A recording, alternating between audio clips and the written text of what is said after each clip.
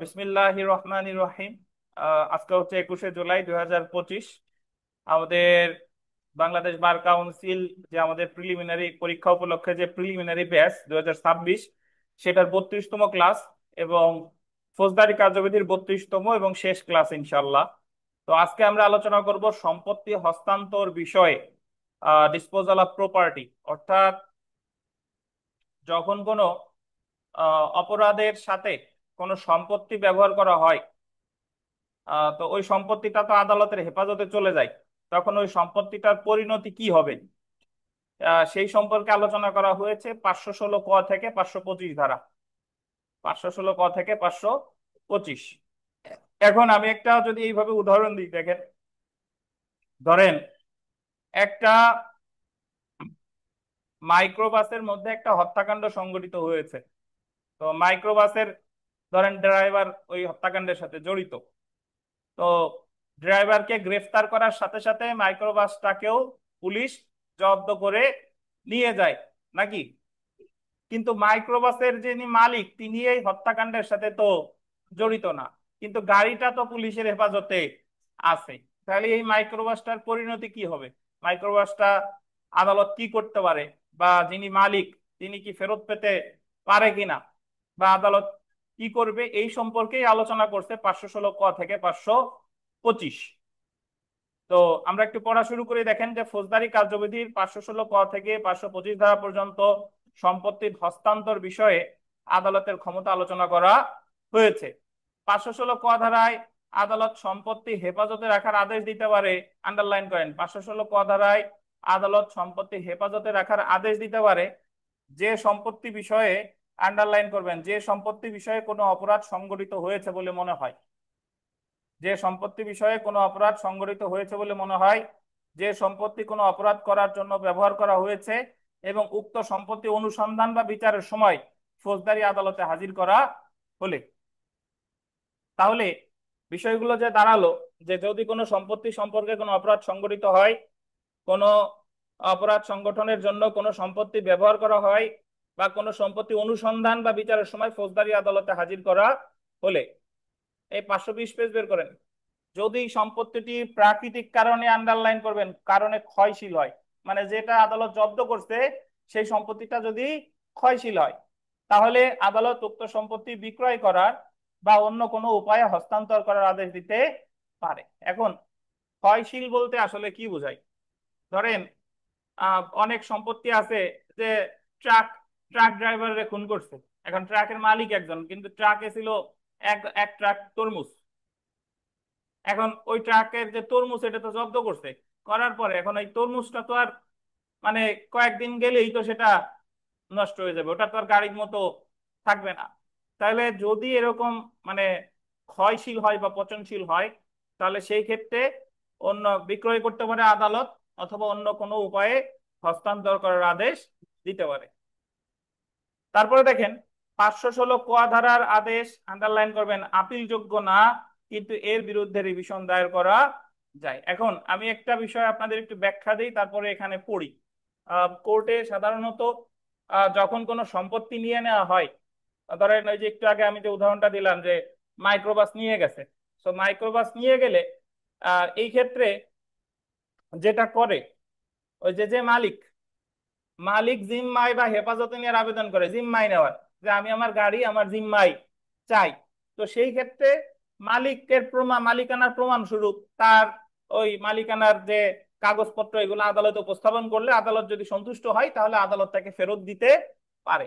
এখন কোর্টের দরখাস্তগুলোতে সাধারণত কোনো ধারা উল্লেখ করা হয় না, মানে ওখানে জাস্ট লেখে যে মাইক্রোবাস জিম্মায় নেওয়ার আবেদন বা হেফাজতে নেওয়ার আবেদন।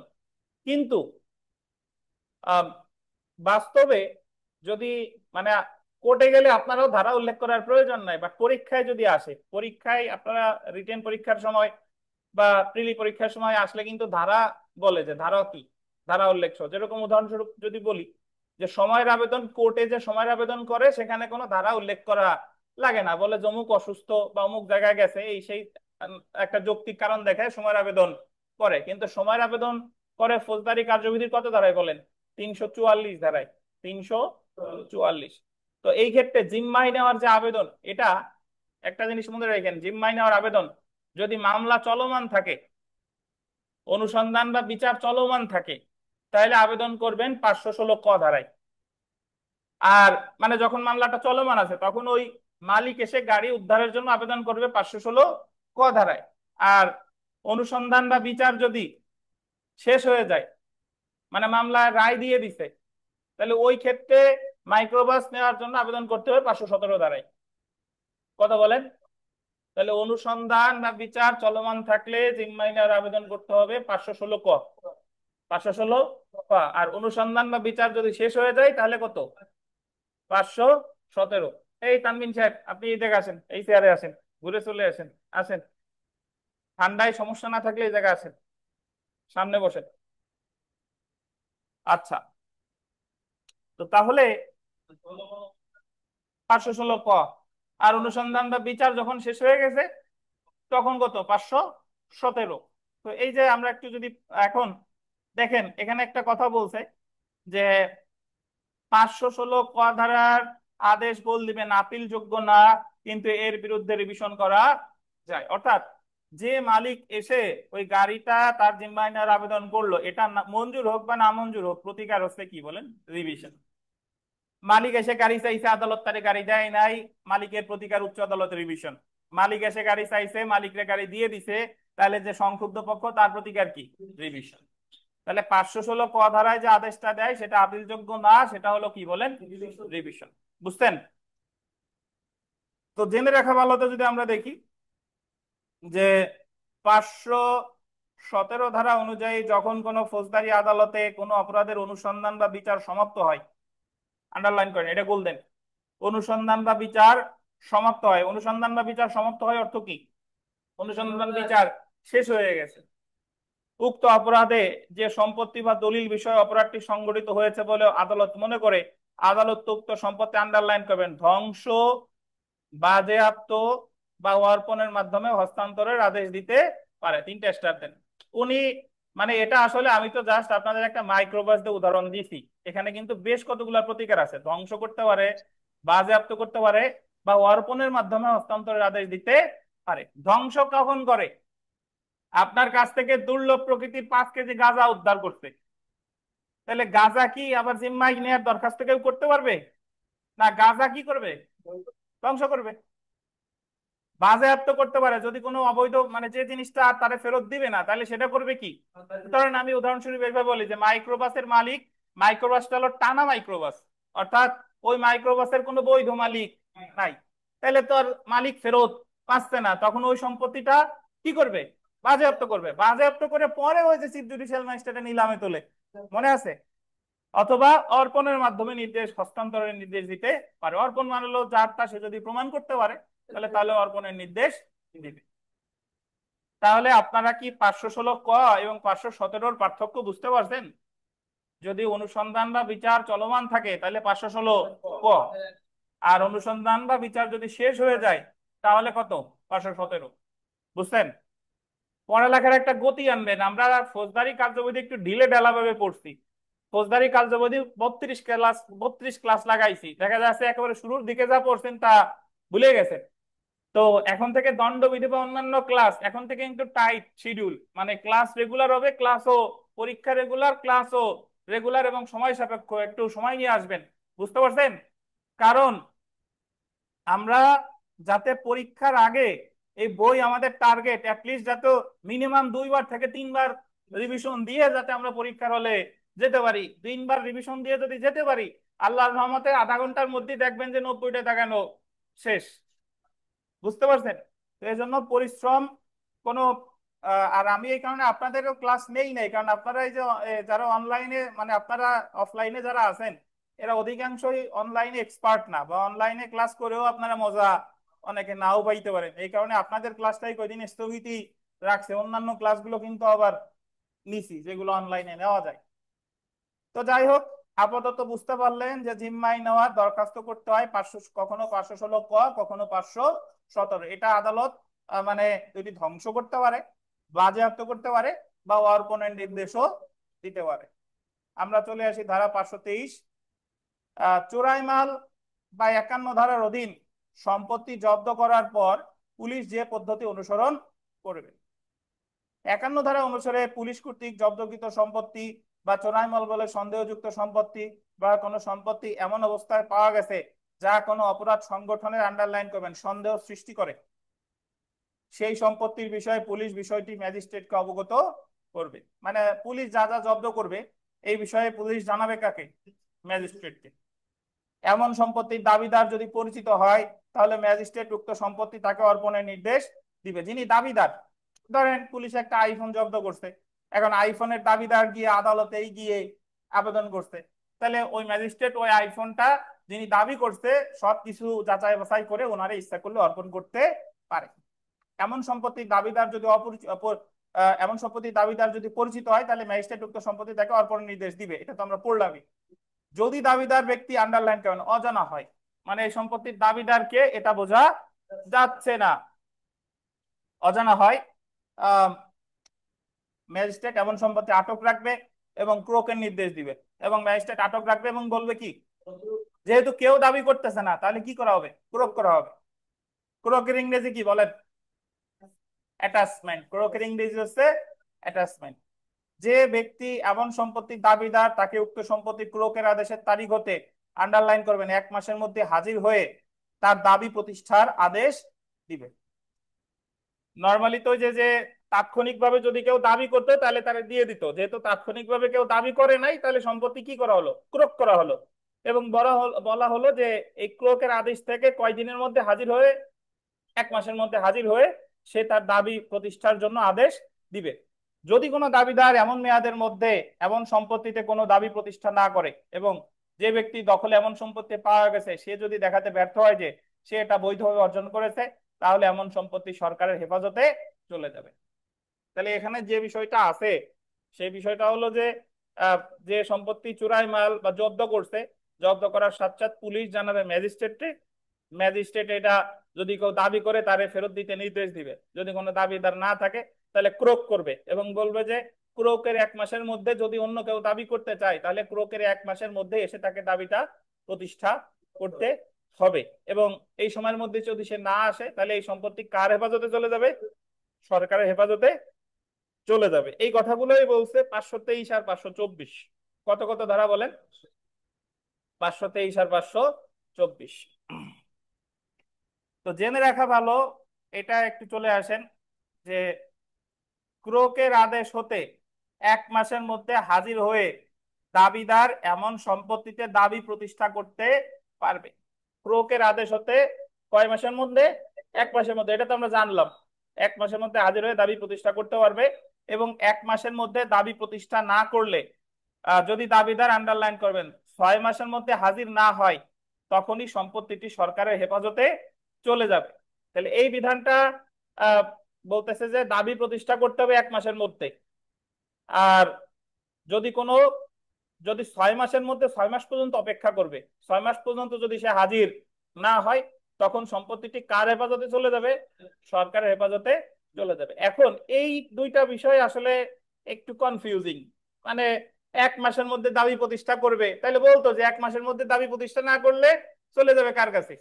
সরকারের হেফাজতে। বাট বলতেছে যে 1 মাসের মধ্যে দাবি প্রতিষ্ঠা না করলে যদি কোনো দাবিদার 6 মাসের মধ্যে হাজির না হয় তখনই সম্পত্তিটি সরকারের হেফাজতে চলে যাবে। এখন এই বিধানটা আমার মনে হয় যে একটা সময় পর্যন্ত, আমি একটু আপনাদের বোঝার স্বার্থে বলি, একটা সময় পর্যন্ত ফৌজদারি কার্যবিধিতে এই দুইটাই ছিল 6 মাস। মানে 6 মাসের মধ্যে প্রতিষ্ঠা করবে, 6 মাসের মধ্যে প্রতিষ্ঠা না করলে কার কাছে চলে যাবে? সরকারের হেফাজতে চলে যাবে। দুইটা যখন সমান থাকে তাইলে কোনো সমস্যা হয় না। কিন্তু 1 মাস পরবর্তীতে অ্যামেন্ডমেন্ট করে এই জায়গা করছে 1 মাস, কিন্তু সরকারের হেফাজতে যাবে কয় মাস পরে? 6 মাসের পরে। ঝামেলাটা বাধাইছে এখানে। বিগত বছরে একটা প্রশ্ন আসছিল, এই প্রশ্নটা একটু পড়ি তাইলে আপনি বুঝতে পারবেন যে কি ঝামেলা বাঁধছে এই জায়গায়। একটু পড়ি। কোন জব্দকৃত সম্পত্তির দাবিদার দেশের মধ্যে দাবি না করলে সেটি সরকারের হেফাজতে চলে যাবে। এটা বইতে উত্তর লিখছে 6 মাস নাকি, কিন্তু আমরা ওই যে মানে এই জায়গায় প্রশ্নটা বার কাউন্সিল উত্তর ভালো জানে। এটা আগের বই অনুসারে হলে 6 মাস হইলে কোনো ঝামেলা হয় না, কিন্তু এই জায়গায় আমরা জানি দাবি প্রতিষ্ঠা করতে হবে কয় মাস? 1 মাস। আর সরকারের হেফাজতে চলে যাবে কয় মাস? 6 মাসের মধ্যে। সো এই জায়গায় যৌক্তিক 6 মাসই, 6 মাসই মনে রাখেন, 6 মাসই রাখেন, কিন্তু অ্যাকচুয়ালি উত্তর বার কাউন্সিল যেটা নেবে সেইটা এর আগের সংশোধনী হওয়ার আগ পর্যন্ত দুই জায়গায় ছিল 6। দুই জায়গায় 6 থাকলে ঝামেলা বাঁধে না, কিন্তু এই সংশোধনী করিয়া এক জায়গা করছে এক, আর এক জায়গা থেকে গেছে কত, 6। তো কোনো জব্দকৃত সম্পত্তির দাবিদার ড্যাশের মধ্যে দাবি না করলে সেটি সরকারের হেফাজতে চলে যাবে। আমরা 6 মাসই কাউন্ট করি, 6 মাসের মধ্যে না হলে সরকারের হেফাজতে চলে যাবে। আচ্ছা। আসসালামু আলাইকুম স্যার। স্যার, ওয়ালাইকুম আসসালাম। জি বলেন। স্যার এই ফৌজদারি কার্যবিধি নাকি আবার সংশোধন হয়েছে স্যার? জি হয়েছে। আমরা যা পড়ছি স্যার এটা পড়েন, আপনাকে জি স্যার। সংশোধন টংশোধন যা আছে খালি লাগিয়ে থাকেন। আপনাদের তো ভাত না খাইয়ে খাওয়াই দেওয়া হয়, খালি চিপকে হজম করবেন। তো সংশোধনী নিয়ে কেউ মাইটেন না। নর্মালি শাকিল আছেন কিনা, শাকিল হলো লিখিত ব্যাচের সাথে করছে, লিখিততে অনেকে মানে দেওয়ানি কার্যবিধি সংশোধন করছে, অনেকে দেওয়ানি কার্যবিধি পড়তে হবে সংশোধন করছে। আমি একটা কথা সবসময় বলছিলাম যে সংশোধন লাগবে না, লাগবে না, লাগবে না। সংশোধনী থেকে কিন্তু লিখিততে কোনো প্রশ্ন আসছে শাকিল দেখছেন? কোনো লিখিত প্রশ্ন আসে নাই। তো সংশোধনী নিয়ে কেউ এত চিন্তিত হেন না আপনারা, খালি আমি যা পড়াই এইটুক আল্লাহর রহমতে অনুসরণ করেন। আচ্ছা, আমরা 2 নম্বর প্রশ্নটা আসছি। আর আপনি যে প্রশ্নটা করছেন যে ফৌজদারি কার্যবিধি যে সংশোধনীটা হয়েছে, ফৌজদারি কার্যবিধি সংশোধনীর আজকেই প্রয়োগ করছে, গতকাল না আজকে প্রয়োগ করছে। ফৌজদারি কার্যবিধিতে সংশোধনী এসেছে 173 ক ধারা, 173A। আমরা নর্মালি জানি যে ফৌজদারি কার্যবিধিতে পুলিশ রিপোর্ট দেয় 173 ধারায়। পুলিশ রিপোর্ট হলো দুই প্রকার, একটা হলো ফাইনাল রিপোর্ট আর একটা হলো চার্জশিট। তো এখানে বর্তমানে যে সংশোধনী এসেছে সেখানে 173 ক ধারায় অন্তর্বর্তীকালীন ফাইনাল রিপোর্ট দেওয়ার একটা বিধান করছে। অন্তর্বর্তীকালীন ফাইনাল রিপোর্ট মানে হলো একটা মামলা চার্জশিট দিতে তো বেশ দেরি হয় না, সময় সাপেক্ষ প্রক্রিয়া। ধরেন বর্তমানে আমাদের গোপালগঞ্জের যে মামলা, এ মামলায় আসামি তো প্রায় 8-10 হাজার নাকি, 8-10 হাজার। এখন এর একটা মামলা চার্জশিট দিতে তো মনে করবেন যে 4-5 বছর বা আরো বেশি সময় লেগে গেছে। এখন যদি এই তদন্ত চলমান থাকা অবস্থায় পুলিশের কাছে যদি মনে হয় যে অমুন এমুক ব্যক্তি কোনো অপরাধ করে নাই, তাহলে এই ওই চার্জশিট দেওয়ার আগেই আগেই একটা অন্তর্বর্তীকালীন ফাইনাল রিপোর্ট দিতে পারে, এবং সেটার উপর ভিত্তি করে ম্যাজিস্ট্রেট তারে অব্যাহতি দিতে পারে। এটা হলো বর্তমান ফৌজদারি কার্যবিধি সংশোধন, মানে বর্তমানে সংশোধনীতে অন্তর্বর্তীকালীন ফাইনাল রিপোর্ট দেওয়ার একটা বিধান করছে। এবং পরবর্তীতে যদি মনে হয় যে চার্জশিট যখন দিল যদি মনে হয় যে যারা অব্যাহতি দিছিল সে আসলেই দোষী, তাহলে তারা আবার চার্জশিটে নাম দিতে পারে। এই হলো কাহিনী। এই হলো ফৌজদারি কার্যবিধির 173 ক।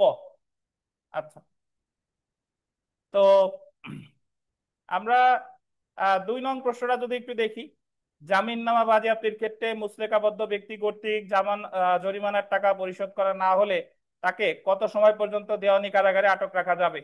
এটা আমরা ওই যে আপনাদের এন্টিসিপেটরি বেলের একটা কাগজ দিছিলাম, মনে আছে?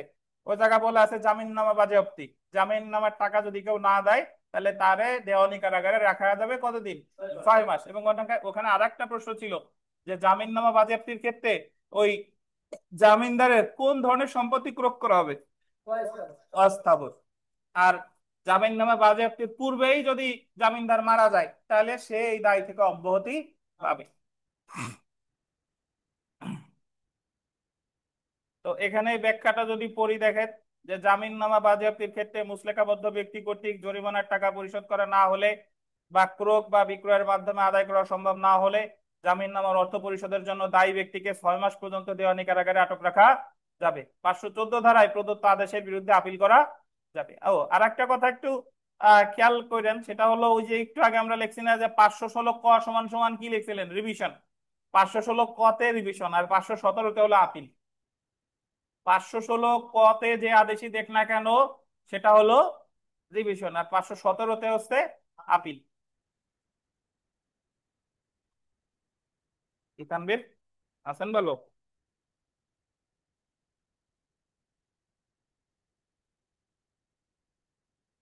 শুনেন, মানুষের জীবন, আমাদের কত আশা আকাঙ্ক্ষা, কত লোভ, কত হিংসা, কত ইচ্ছা, এই যে আমরা এই জায়গায় বসে আছি, আমাদের মাথার উপরে এসে তো একটা প্লেন পড়তে পারে, পড়তেই পারে।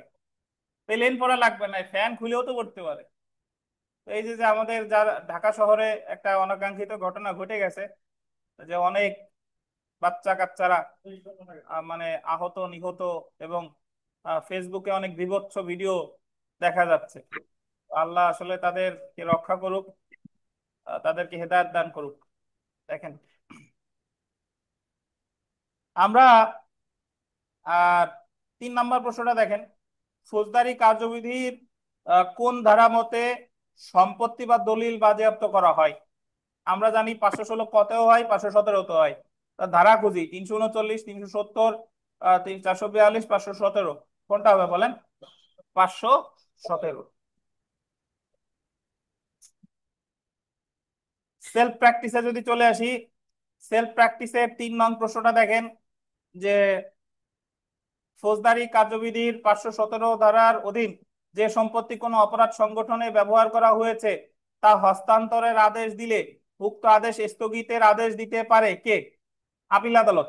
দেখেন, 517 মানেই হলো কি? আপিল। আর 516 ক হলে হতো রিভিশন। 4 নম্বর প্রশ্নটা দেখেন, ফৌজদারি কার্যবিধির কত ধারা অনুযায়ী চিকিৎসক সাক্ষীকে তলব করার জন্য আদালত সমন দিতে পারে? 509। একটা মামলায় যারা, যিনি মামলা করেন তার যে মানিত সাক্ষী, তারা ছাড়াও ওই মামলায় চিকিৎসক, তারপরে আইও বা এক্সপার্ট, এরাও সাক্ষী হয়। তো চিকিৎসক সাক্ষীরে তলব করতে পারে, সমন দিবে কত ধারায়? 509 ধারায়। এটা খেয়াল করেন, 509 বিবিআই। যে সিভিল সার্জন বা চিকিৎসক ময়না তদন্তের প্রতিবেদন প্রদান করে নিম্নলিখিত কোন ক্ষেত্রে তার অনুপস্থিতিতেও উক্ত প্রতিবেদন সাক্ষ্য হিসেবে ব্যবহার করা যায়? মানে যে চিকিৎসক ময়না তদন্ত দিছে, ধরেন এই যে আজকে আমাদের বাসার পাশেই গোপালগঞ্জের আহ, যে সাক্ষী, ওই আসামিদের যারা যারা সরি যারা মারা গেছে তাদেরকে কবর থেকে উত্তোলন করা হলো, কত ধারায় বলেন? কবর থেকে উত্তোলন, ডিজ ইন্টার ক্রপসেস 176-2, নির্বাহী ম্যাজিস্ট্রেট বা জেলা ম্যাজিস্ট্রেট। এখন তাদের এখন পোস্টমর্টেম করবে, পোস্টমর্টেম করবে কে? Civil surgeon. তাহলে সিভিল সার্জন এই মামলায় সাক্ষী হিসেবে তলব করার জন্য সমন দিবে কত ধারায়? 509। 509। কিন্তু যখন এই মামলাটায় তার সমন দেওয়া হলো, দেখা গেল যে তিনি ওই মুহূর্তে মারা মারা গেছেন, ওই মুহূর্তে তিনি আর বেঁচে নেই, বা তিনি সাক্ষ্য দিতে অক্ষম, বাংলাদেশের বাইরে অবস্থান করে, বা তাকে অন্য কোনো, তাকে আনার সময়ও ব্যয় সাপেক্ষ, তাহলে সেই ক্ষেত্রে তার আর সশরীরে হাজির হওয়ার দরকার নাই। সে যে ময়না তদন্ত দিছে সেটাই সাক্ষ্য হিসেবে ব্যবহৃত হবে। এই কথাটাই বলেছে 509 ক।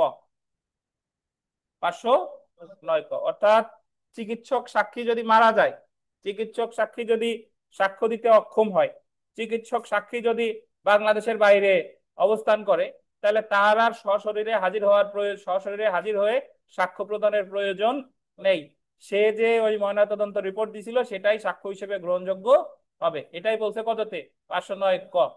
তাহলে এখানে দুইটা ধারা, চিকিৎসক সাক্ষীরে তলব করবে 509, আর তার পূর্বে প্রদত্ত বিবৃতি ময়নাতদন্ত সাক্ষ্য হিসেবে ব্যবহৃত হবে 509 ক।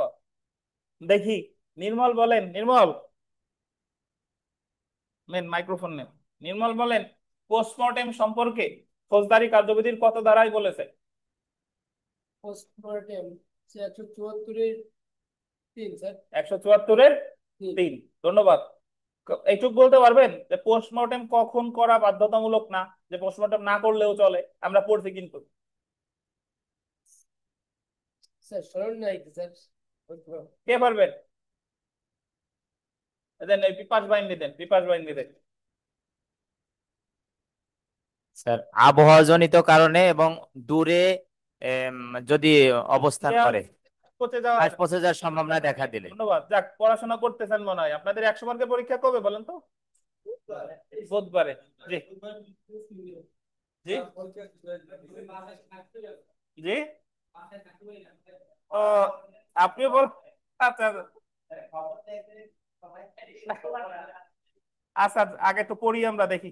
দেখেন, 6 নম্বর প্রশ্নটা পড়ি, যে ফৌজদারি কার্যবিধির কত ধারায় পূর্ববর্তী দণ্ড বা খালাস প্রমাণের পদ্ধতি আলোচনা করা হয়েছে? 511 ধারা। দেখেন, পূর্ববর্তী দণ্ড বা খালাস প্রমাণের পদ্ধতি একটু ব্যাখ্যা দেওয়ার প্রয়োজন মনে করছি। একটা মামলায় যদি কোনো ব্যক্তিকে দণ্ড বা খালাস দেয়, ওই সেম বিষয় নিয়ে সেম ব্যক্তির বিরুদ্ধে দ্বিতীয় মামলা বাড়িতে হবে, এটাই ফৌজদারি কার্যবিধি 403 ধারা বিধান। নাকি ধরেন করিম একজন ব্যক্তি, করিমকে একটা হত্যা মামলায় খালাস দিছে, পরবর্তীতে খালাস পাওয়ার পরে তার বিরুদ্ধে ওই সেম একই হত্যা আর একটা হত্যা মামলা করছে, ওই একই বিষয় নিয়ে, একই নিহত ব্যক্তিকে নিয়ে আর একটা হত্যা মামলা করছে, করিমরে আসামি করছে। বলেন তো এই দ্বিতীয় মামলাটা কি হবে?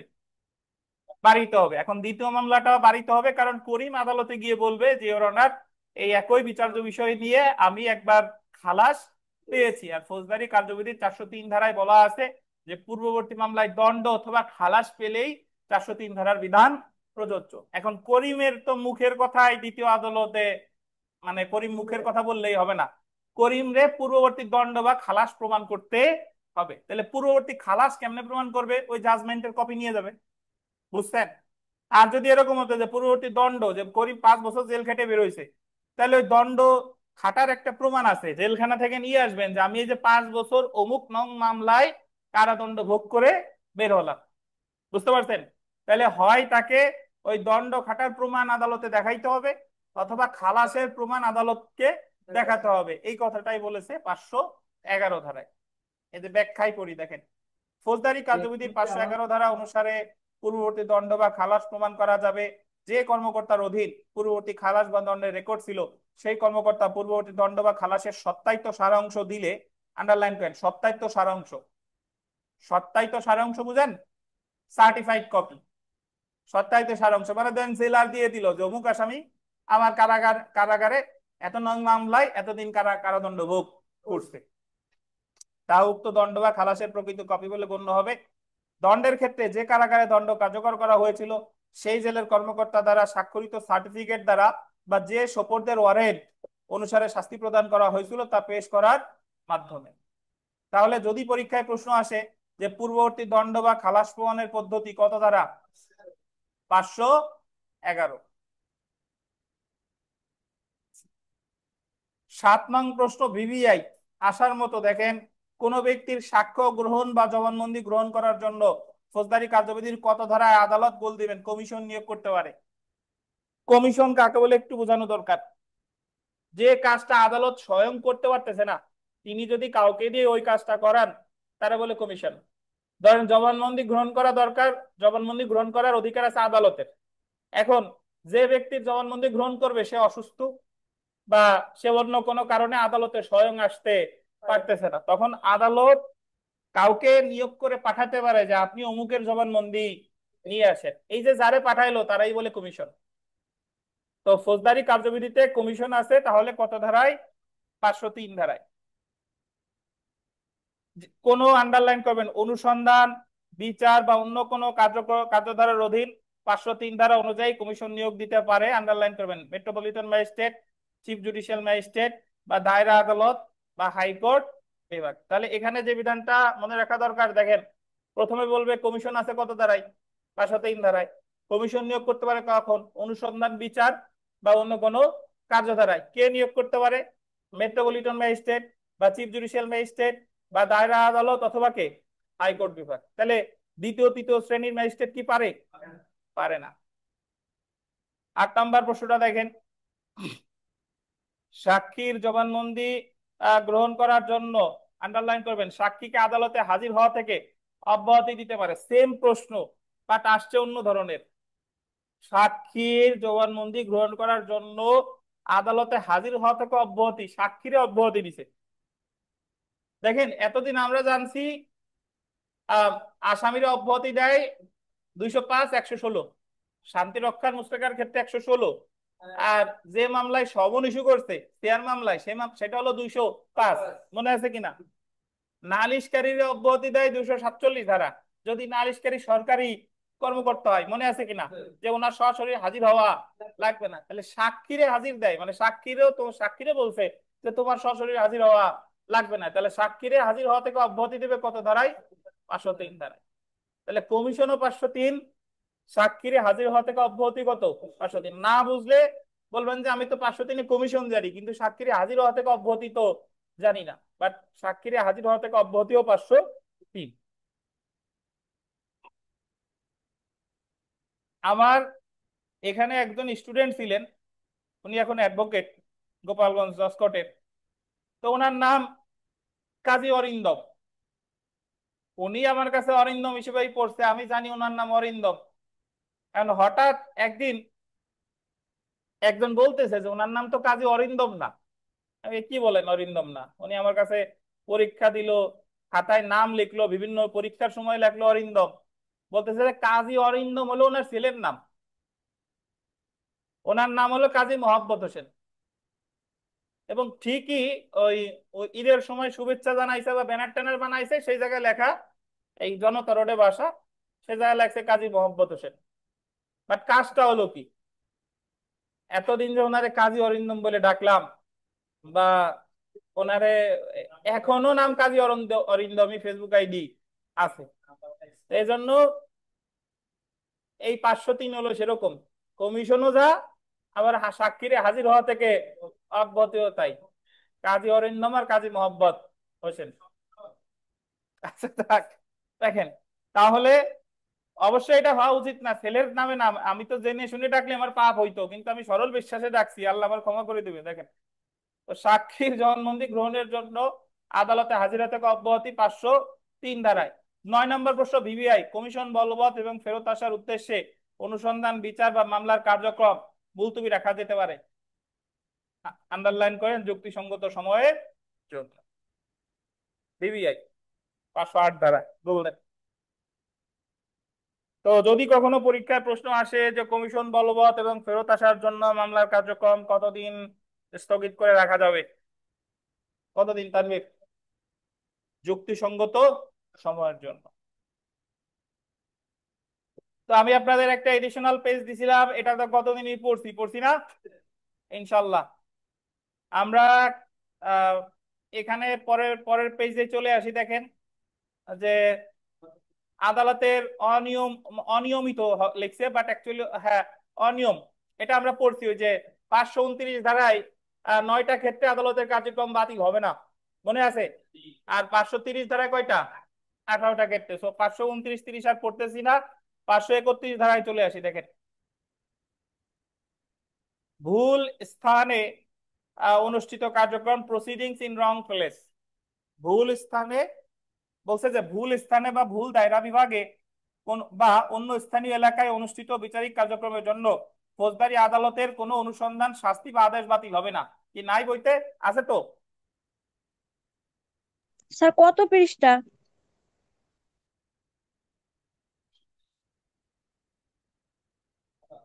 কত পেজ?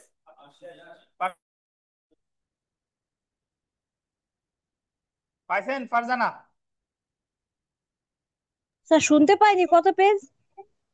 586।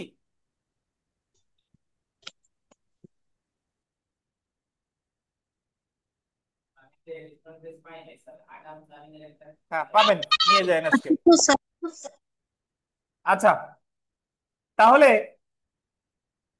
একটু দেখি আমরা 531 ধারার যে মূল কথা একটু পড়ি, যে ভুল স্থানে বা ভুল দায়রা বিভাগে বা অন্য স্থানীয় এলাকায় অনুষ্ঠিত বিচারিক কার্যক্রমের জন্য ফৌজদারি আদালতের, আন্ডারলাইন করবেন, কোনো অনুসন্ধান, শাস্তি বা আদেশ বাতিল হবে না। কিন্তু এমন ভুল কার্যক্রমের কারণে, আন্ডারলাইন করবেন, যদি ন্যায় বিচার ব্যাহত হয় তাহলে উক্ত কার্যক্রম বাতিল হবে। অর্থাৎ আমরা ফৌজদারি কার্যবিধি অনুসারে place of inquiry and trial এটা পড়ছি 177 থেকে 189, যে যে জায়গায় অপরাধ হয়েছে মামলা সেই জায়গায়, যে জায়গায় অপরাধ হয়েছে বা পরিণাম বা ফলাফল যে জায়গায়, দুই জায়গায় যে কোনো এক জায়গায়, কোন জায়গায় অপরাধ হয়েছে যদি অনিশ্চয়তা থাকে যে কোনো এক জায়গায়, মনে আছে? তো ধরেন একটা মামলার অনুসন্ধান, বিচার অনুষ্ঠিত হয়েছে ভুল জায়গায়, হত্যাকাণ্ড সংঘটিত হয়েছে গোপালগঞ্জে, বিচার হয়েছে নড়াইলে। তো এখন ওই বিচার কি বাতিল হবে কিনা, সেটার সমাধান বলছে 531-এ। বলছে যে যদি ন্যায় বিচার ব্যাহত হয় তাহলে বাতিল হবে, আর ন্যায় বিচার ব্যাহত না হলে বাতিল হবে না। এখন আপাতত এতটুকুই মনে রাখেন যে ভুল স্থানে বিচার কার্যক্রম পরিচালিত হইলে বা অনুসন্ধান হইলে বা তদন্ত হইলে এটা বিচার বাতিল হতেও পারে, আবার কি নাও হতে পারে। যদি ন্যায় বিচার ব্যাহত হয় তাহলে বাতিল হবে, আর ন্যায় বিচার ব্যাহত না হলে বাতিল হবে না। এখন ন্যায় বিচার ব্যাহত হয়েছে নাকি হয় নাই এটা নির্ধারণ করা হচ্ছে যে ওই প্রতিটা মামলার ফ্যাক্টের উপর নির্ভর করে যে আসলে এই জায়গায় ন্যায় বিচার ব্যাহত হয়েছে কিনা। ওই যে চার্জের কথা মনে আছে, যে চার্জে ভুল থাকলে গুরুতর বলে বিবেচিত হবে কখনো, আর কখনো হবে না, এরকম আর কি। তাহলে এতটুকু মনে রাখেন যে ভুল স্থানে বিচার হলে বাতিল হতেও, ভুল স্থানে যদি বিচার কার্যক্রম অনুষ্ঠিত হয় সেই বিচার কার্যক্রম বাতিল হতেও পারে, নাও পারে। 535-এ চলে আসি। চার্জ গঠন থেকে বিরত থাকলে বা চার্জ গঠন না করলে ফলাফল, effect of ওমিশন to prepare charge. সাধারণত আদালত চার্জ গঠন করা হতে বিরত থাকলে কোনো শাস্তি অবৈধ বা বেআইনি হবে না। অর্থাৎ চার্জ গঠন না করে যদি কোনো সাজা দেয় তাহলে সেটা অবৈধ বা বেআইনি হবে না। কিন্তু চার্জ গঠন না করার কারণে, আন্ডারলাইন করবেন, যদি ন্যায় বিচার ব্যর্থ হয় তাহলে উক্ত শাস্তি বা দণ্ড আদেশ অবৈধ হবে। যদি আপিল বা রিভিশন আদালত মনে করে যে চার্জ গঠন না করার কারণে ন্যায় বিচার ব্যর্থ হয়েছে, তাহলে আদালত চার্জ গঠনের আদেশ দিবে বা চার্জ গঠনের পর থেকে বিচার পুনরায় শুরু হবে। এই কথাগুলো বলা আছে কত ধারায়? 535। তাহলে ভুল স্থানে বিচার কার্যক্রম বাতিল হতেও পারে, নাও পারে, 531। আর চার্জ গঠন না করে যদি কাউরে সাজা দেয় এই সাজা বৈধ হতেও পারে, নাও হতে পারে, এটা কত? 535। অর্থাৎ ন্যায় বিচার ব্যাহত হলে বাতিল হবে, ন্যায় বিচার ব্যাহত না হলে বাতিল হবে না। তাহলে ন্যায় বিচার একটা মানে গুরুত্বপূর্ণ বিষয়, জেনে রাখা ভালো। ফৌজদারি কার্যবিধির 540 ধারায় আদালতকে মামলার শুনানির যে কোনো পর্যায়ে সাক্ষীকে তলব করার ক্ষমতা দেওয়া হয়েছে। তো এটা আপনাদের ওই এখানে না থাকলে সমস্যা নাই, আমরা ওই যে এডিশনাল পেজ দিছি সে জায়গায় 540 ধারায় সাক্ষী রিকল। তানবীর বলেন তো সাক্ষী রিকল কত কত ধারায় আছে? তানবীর, ফৌজদারিতে সাক্ষী রিকল কত ধারায় আছে? নেন বলেন, পারবেন ইনশাল্লাহ।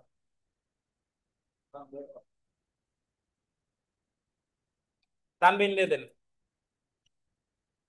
স্যার 231 এবং 540।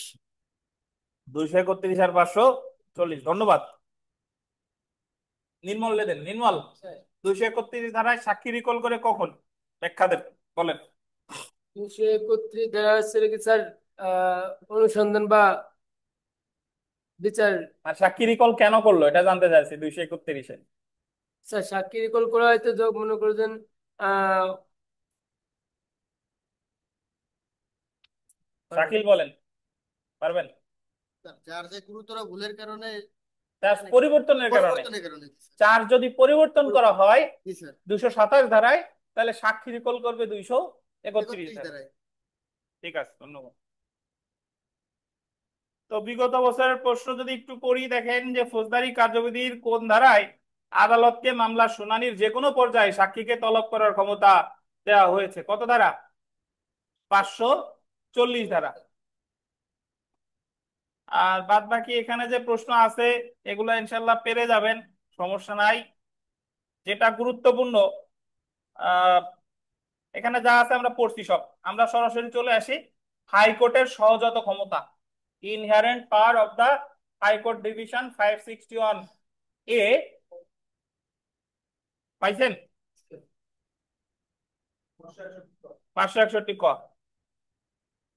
হাইকোর্ট বিভাগের সহজাত ক্ষমতা। সবার আগে জানা দরকার যে সহজাত ক্ষমতা আসলে কি।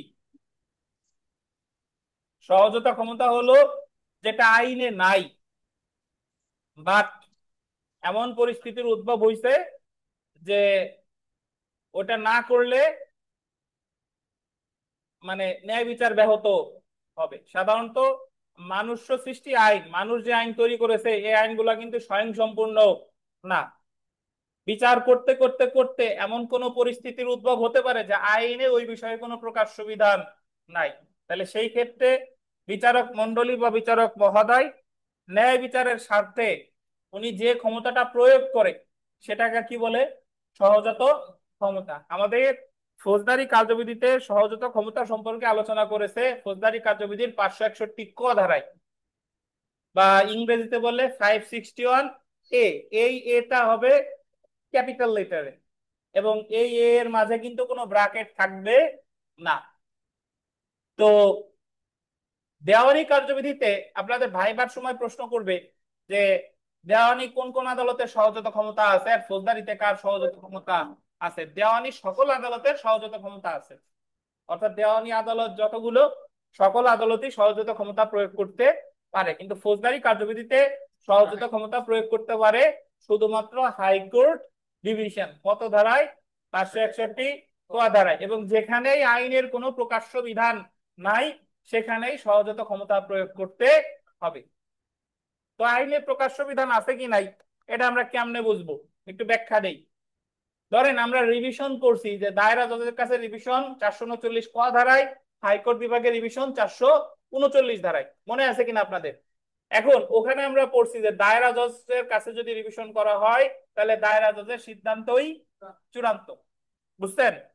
দায়রা জজের কাছে রিভিশন করলে দায়রা জজের সিদ্ধান্তই চূড়ান্ত। তাহলে দায়রা জজ যদি রিভিশনে কোনো সিদ্ধান্ত দিয়ে দেয় তাহলে ওই সিদ্ধান্তের বিরুদ্ধে অ্যাগ্রিভড যিনি, তার প্রতিকার কি? তিনি তার হাইকোর্টে দ্বিতীয় রিভিশন করতে পারতেছেন না, তার প্রতিকার সম্পর্কে আইনে প্রকাশ্যভাবে কিছু বলা হয় নাই। তাহলে সেই ক্ষেত্রে তাকে যেতে হবে কোথায়? হাইকোর্ট ডিভিশনে 561 ক ধারায় আবেদন করতে হবে। এখন 561 ক ধারায় যে আবেদনটা করে সেটারে কোয়াশমেন্ট বলে। কোয়াশমেন্ট মানে হলো বাতিল করুন। বাট 561 ক ধারাটা যদি আপনি তল্লাশি করেন ওখানে কোয়াশ শব্দটা কোথাও নেই। তাহলে কোয়াশমেন্টের দরখাস্ত দিচ্ছি আমরা 561 ক ধারায়, বাট ওই জায়গায় কোয়াশ শব্দটা কিন্তু একবারও নেই। তাহলে কেউ কি বলতে পারবেন যে আমাদের ফৌজদারি কার্যবিধিতে কোন ধারায় কোয়াশ শব্দটা আছে? 232 ধারায়। 232 ধারায় কোয়াশ শব্দটা আছে। 232 ধারায় কি আছে? চার্জে যদি ভুল থাকে তাহলে আপিল আদালত বা রিভিশন ক্ষমতা প্রয়োগকালে হাইকোর্ট বিভাগ ওই দণ্ড বাতিল করে নতুন করে চার্জ গঠনের নির্দেশ দিতে পারে। তাহলে কোয়াশমেন্টের আবেদন করে 561 ক ধারায়, কিন্তু কোয়াশ শব্দটার উল্লেখ কিন্তু 561 ক ধারায় নেই। কোয়াশ শব্দটা আছে কোথায়? 232 ধারায়। তো একটু যদি পড়ি দেখেন, ফৌজদারি কার্যবিধির 561 ক ধারায় হাইকোর্ট বিভাগকে সহজাত ক্ষমতা বা ইনহেরেন্ট পাওয়ার দেওয়া হয়েছে। হাইকোর্ট বিভাগ বল দিবেন 3টি ক্ষেত্রে তার সহজাত ক্ষমতা প্রয়োগ করতে পারে। পরীক্ষায় প্রশ্ন আসবে যে 561 ক ধারায় সহজাত ক্ষমতা প্রয়োগ করতে পারে কয়টা ক্ষেত্রে? এই বিধির অধীন প্রদত্ত কোনো আদেশ কার্যকর করার জন্য, মানে ফৌজদারি কার্যবিধির অধীন কোনো আদেশ কার্যকর করার জন্য, কোন আদালতের কার্যক্রমের অপব্যবহার রোধ করার জন্য, অ্যাবিউজ অফ প্রসেস আদালতের কার্যক্রমের অপব্যবহার রোধ করার জন্য, বা অন্য কোনোভাবে ন্যায় বিচার নিশ্চিত করার জন্য। তাহলে 3টা ক্ষেত্রে সহজাত ক্ষমতা প্রয়োগ করতে পারে: কোনো আদেশ কার্যকর করার জন্য, আদালতের কার্যক্রমের অপব্যবহার রোধ করার জন্য, এবং 3 নাম্বার হচ্ছে কি বলেন? অন্য কোনোভাবে ন্যায় বিচার নিশ্চিত করার জন্য। তো জেনে রাখা ভালো, যদি আমরা একটু পড়ি যে উপর উল্লেখিত কারণে 561 ক ধারায় সহজাত ক্ষমতা প্রয়োগ করে হাইকোর্ট বিভাগ কোন ফৌজদারি আদালতের কোন, আন্ডারলাইন করবেন, মামলার রায়, কার্যক্রম বা আদেশ, এই যে গোল দিবেন, কোয়াশ করতে পারে, বাতিল বা কোয়াশ করতে পারে। তাই ফৌজদারি মামলার কোন রায়, কার্যক্রম বা আদেশ বাতিল, কোয়াশমেন্ট করার জন্য 561 ক ধারায় আবেদন করা যায়। তাহলে কোয়াশমেন্টের আবেদনটা করতে হবে কত ধারায়? 561 ক ধারায়। ফৌজদারি কার্যবিধির 561 ক ধারায় এবং দেওয়ানি কার্যবিধির 151 ধারায় সহজাত ক্ষমতা নিয়ে আলোচনা করা হয়েছে, কিন্তু পার্থক্য হলো ফৌজদারি কার্যবিধির 561 ক ধারায় গোল দিবেন শুধুমাত্র হাইকোর্ট বিভাগকে সহজাত ক্ষমতা দেওয়া হয়েছে, কিন্তু দেওয়ানি কার্যবিধির 151 ধারার অধীন হাইকোর্ট বিভাগ এবং দেওয়ানি আদালত উভয়কেই সহজাত ক্ষমতা দেওয়া হয়েছে। তাহলে ফৌজদারি কার্যবিধিতে সহজাত ক্ষমতা আছে শুধু কার? হাইকোর্ট বিভাগের। আর দেওয়ানি কার্যবিধিতে সকল দেওয়ানি আদালতের। তো আমরা বিগত বছরের প্রশ্নে যদি চলে আসি যে হাইকোর্ট বিভাগের সহজাত ক্ষমতা আছে কত ধারায়? ফৌজদারি কার্যবিধির 561 ক ধারায়। তারপরে একটা প্রশ্ন এসেছে দেখেন যে নাথিং ইন দিস কোড, মানে এই বিধিতে কোনো কিছুই shall be deemed to limit the effect the inherent power of the high court division, high court ডিভিশনের অন্তর্নিহিত ক্ষমতাকে আপনার প্রভাবিত করবে না। to make such orders as may be necessary to give effect, underline করেন এটা, to give effect to any order under this code, মানে এই আইনের অধীন, এই বিধির অধীন কোনো আদেশ কার্যকর করার জন্য। এক, এই যে to give effect to any order, এটা হবে 1 number, to give effect to any order under this code, এটা 1। টু আন্ডারলাইন করেন, to prevent abuse of process of any court, আদালতের কার্যক্রমের অপব্যবহার রোধ করার জন্য, এটা হলো 2। To prevent abuse of the process of any court or otherwise to secure the ends of justice, এটা হবে 3।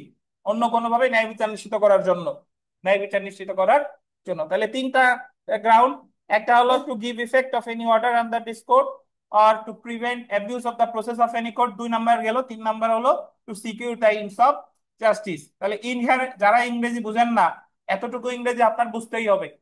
আপনারা উকিল সাহেব হতে আসছেন, তো এই ইংরেজি ভাঙা ভাঙা হইলেও বুঝতে হবে, কারণ এই ইংরেজি না বুঝলে আপনি লিখিত পরীক্ষায় ভালো করতে পারবেন না বা প্রিলি পরীক্ষায় ভালো করতে পারবেন না। আপনার তো ইংরেজিতে কথা বলার দরকার নাই, কিন্তু এইটুক বুঝতে অবশ্যই হবে।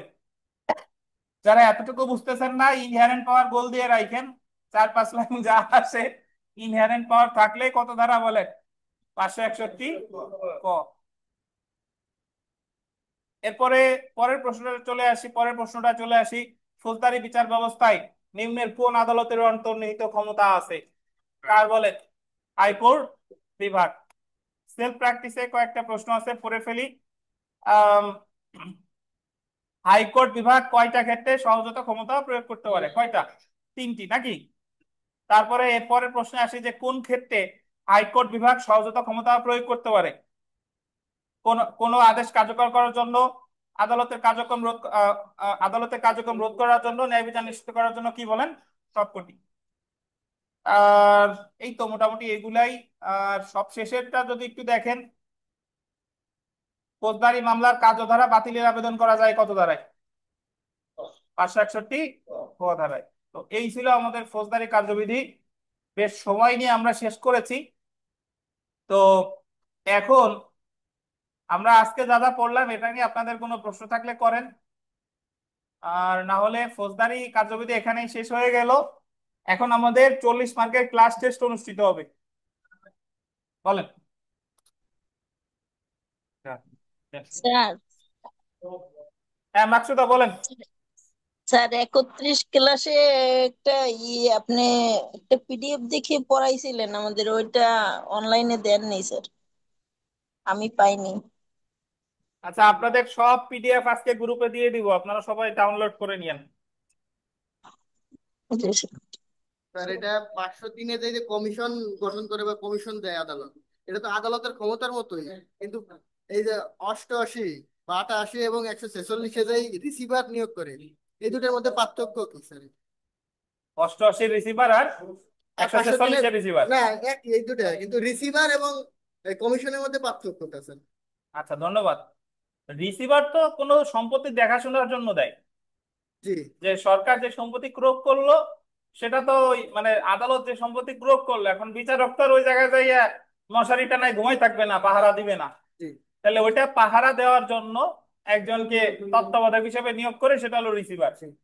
আর কমিশন হলো যে কাজটা স্বয়ং আদালতের করার কথা, জবানবন্দি নেওয়ার করার কথা, জবানবন্দি গ্রহণ করার কথা আদালতের, বাট আদালত ওইটা গ্রহণ করতে পারতেছে না, তখন উনি ওনার প্রতিনিধি হিসেবে একজন রে পাঠাইছে। এখন ওই যাকে পাঠাইছে সেও জবানবন্দি নিলে ধরে নেওয়া হবে আদালতই জবানবন্দি নিছে। স্যার, তাহলে কমিশন স্বয়ং একজন আদালত? হ্যাঁ, কমিশন আদালত হিসেবেই গণ্য হবে, যে সে আদালতের প্রতিনিধি হিসেবে কাজটা করছে।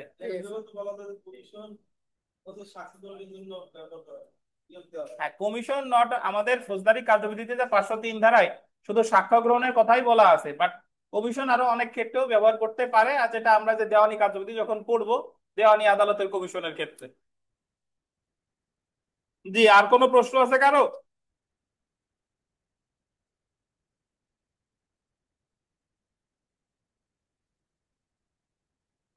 ঠিক আছে, দণ্ডবিধি ক্লাস শুরু হওয়ার আগে আমি আবার লিংক দিব। আপাতত এখানে বিদায়।